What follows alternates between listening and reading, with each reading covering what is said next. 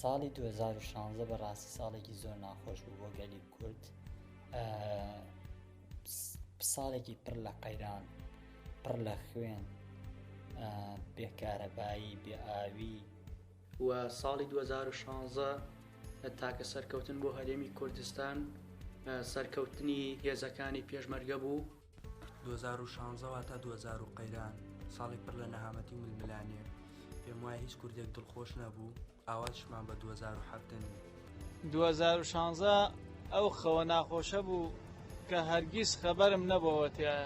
سەبارەت بە ساڵی 2016 پێم وایە ناخۆشترین و پڕنەهامەتی ترین ساڵ بۆ کە بەستەر میلەتی کورد داهاتووە بە تایبەت و بۆ جیهانیش بەگشتی. کێشەی ئاوارەکان، کێشەی پیسبوونی ژینگە، کێشەی شەڕی داعش، کێشەی تیرۆر ڕووی لە جیهان کردووە.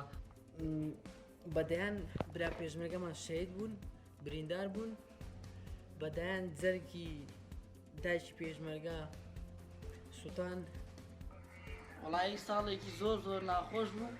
هیوادارم بە تەمەنم قەت ساڵی وا دووبارە نەبێتەوە لە هەموو ژیانمان. هیچ حەز و ئاوات و خۆشیەکەم لە ساڵی 2016 نەبینیوە. لە ساڵی 2016 ساڵێکی پڕاپڕ لە نەهامەتی، پڕاپڕ لە ناخۆشی، پڕاپڕ لە قەیران